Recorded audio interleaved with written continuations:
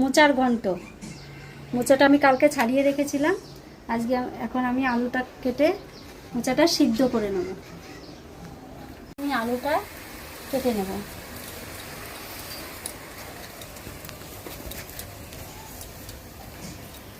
ছোট ছোট করে কেটে নেব আলুটা। এবার আমি কড়াইতে জল দেব। জলটা দিয়ে দিলাম।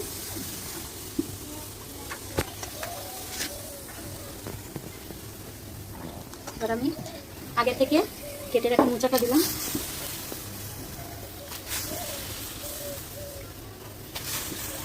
কেটে রেখেছিলাম ছোট ছোট করে।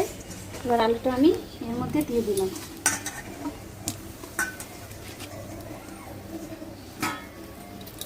এবার আমি এটা হয়ে গেছে, এটাকে আমি নামিয়ে নেব।